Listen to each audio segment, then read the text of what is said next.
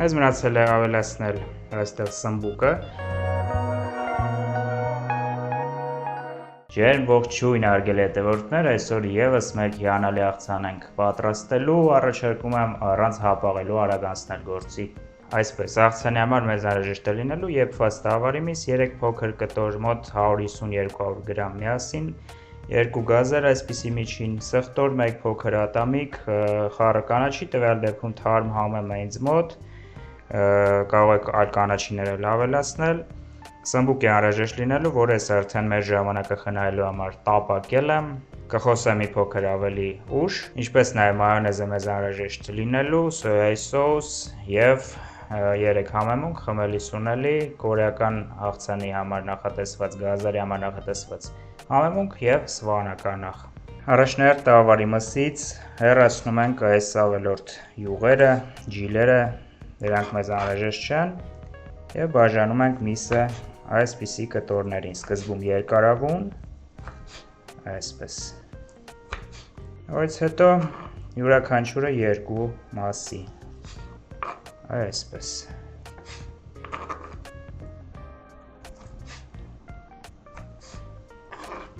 բավական է, լցնում ենք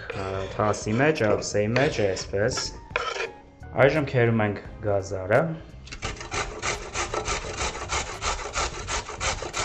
և միանգամից սխտորը։ Ավելացնում ենք այս ամենը մսին,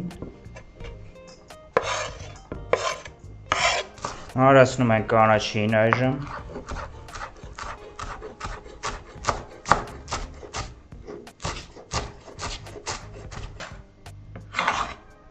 ավելացնում ենք,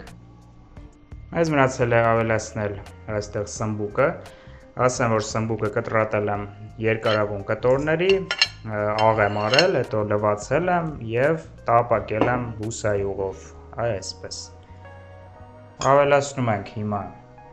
այստեղ արդեն սոյայի սոուսը, փոխարինելով աղը, այսպես ասած, ավելացնում ենք համեմունքները, այսպես, և մայոնեզը, այսպես, այս մնացել է հարգելի ընկերներ այս ամենը լավ խառնել, այսպես, և արդեն կարող ենք մատուցել այս հիանալի անչափ համեղ աղցանը, դուք էլ փորձեք անպայման, գրեք ձեր կարծիքները մեկնաբանություններում, քանի որ ինչպես նկատում եք, ես կարդում եմ բոլոր մեկնաբանությունները,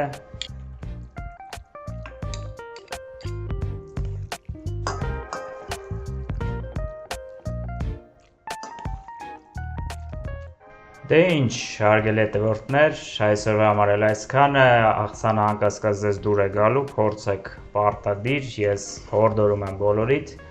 գրեք ձեր կարծիքները մեկնաբանություններում, փորձելուց հետո համոզված եմ, որ բոլոր մեկնաբանությունները լինելու են դրական և լի շնորհակալական խոսքերով։ Այսօրվա համար այսքանը, մինչ նոր հանդիպում, առայժմ։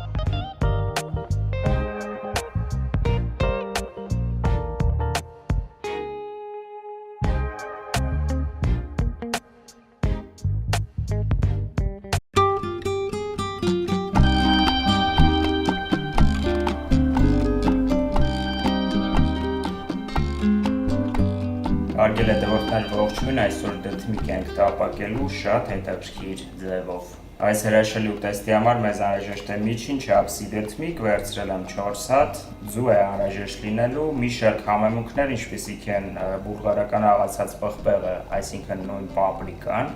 խնդրում եմ չշփոթել հայկական կարմիր պղպեղի հետ, դրանք տարբեր բաներ են։ Նաև մեզ անհրաժեշտ է համեմի աղացած սերմ, օրեգանո, սխտորի փոշի և աղ, և առանձին կրկին պապրիկա և աղ։ Ինչպես նաև մեզ անհրաժեշտ է լինելու պաքսիմատ և ալյուր։ Առաջնահերթ կտրատում ենք դդմիկը ոչ այնքան հաստ կտորների, ես հիմա կցուցադրեմ ինչպես, հեռացնում ենք պոչը դիմացի հատվածը, եթե անհրաժեշտություն է լինում կեռերի վրա, այսպիսի սարքով հեռացնում ենք, տվյալ դեպքում անհրաժեշտություն չկա և բաժանում ենք այսպիսի կտորների։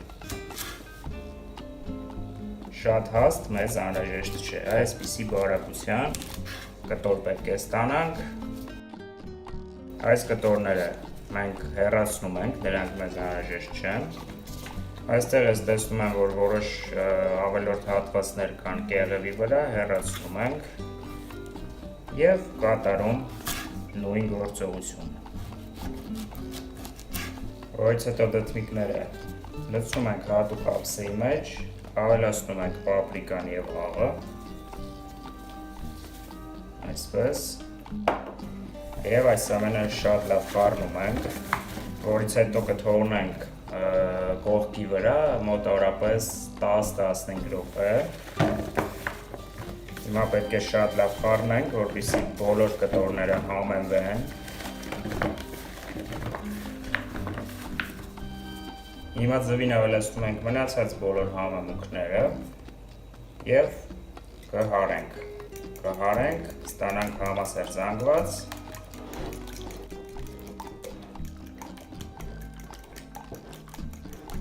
Այսպես այլ ենք դնում առայժմ մի կողմի վրա և պաքսիմատին, որ հենց մոտ 200 գրամ է, ավելացնենք 1-ից 2 ճաշի գթալ ալյուր, խառնում ենք և անցնում ենք մյուս գործողությանը։ Այսպես 15-20 րոպե անց վերցնում ենք յուրաքանչյուր կտորը դդմիկի սկզբում թաթախում պաքսիմատի մեջ, այսպես,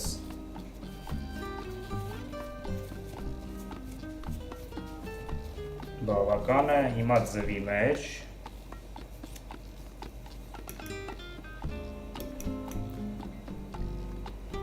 այսպես լավ խառնում ենք, որից հետո արդեն կամ կարող եք ևս մեկ անգամ պաքսիմատի մեջ ու ձվի մեջ, կամ և անգամից շարունակում ենք կրակի մոտ և պատրաստում ենք այս հրաշալի ուտեստը։ Նույն գործողությունը կատարում ենք մնացած բոլոր կտորների հետ։ Այժմ պատրաստվող թավայի մեջ լցնում ենք շատ մեծ քանակությամբ բուսայուղ, այնքան, որ դդմիկները կիսով չափ ծածկվեն տապակվելու ժամանակ և ավելացնում ենք առաջին դդմիկը, վերցնում ենք հենց այսպես և արդեն միջին կրակի ներքո կտապակենք յուրաքանչյուր կողմից 5-6 րոպե, հետո իհարկե կրակը իջեցնենք։ Անպայման փակում ենք կափարիչով, որպեսզի լիարժեք եփվեն դդմիկները ներսի հատվածից, 5-6 րոպե այսպես, ևս 5 րոպե հակառակ կողմով, կրակը միջինից ցածր։ Անցավ 5 րոպե, հիմա կբացենք, կշրջենք մյուս կողմի վրա, բույրը արդեն տիրել է ամբողջ խոհանոցով մեկ, համեմունքների հիանալի է պարզապես։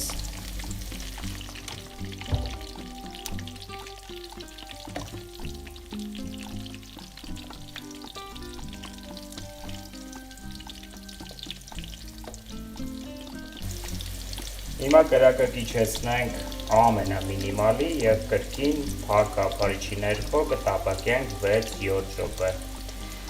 Այսպես անցավ ևս 6 րոպե, հիմա կբացենք։ Կարծում եմ, որ լրացուցիչ անգամ շրջելու որևէ կարիք չկա, մեկը հանում եք, ստուգում եք, եթե տեսնում եք, որ եփված է, ձեզ ձեռնտու է արդեն արդյունքը, ապա կարող ենք արդեն դդմիկները վերցնել և տապակել հաջորդ շարքը։ Մենք տեսնում ենք, որ տեսեք, մյուս կողմից ես քանի որ կրակը իջեցրել եմ մինիմալի, այն դեռ չի էլ կարմրել անգամ, ուստի մենք առիթից կօգտվենք և կթողնենք հենց այսպես, որ դդմիկը տապակվի ևս 5-6 րոպե, որպեսզի 100%-ով արդեն այն լինի լիարժեք եփված։ Սա էլ մի խոհարարական գաղտնիք իմ կողմից, այնպես որ ընդունեք որպես խորհուրդ։ Դե ինչ, դդմիկները վերցնելու ժամանակն է արդեն, զգուշորեն։ Նրանք ստացվել են խրթխրթան արտաքինից և իհարկե փափուկ ու եփված միջից։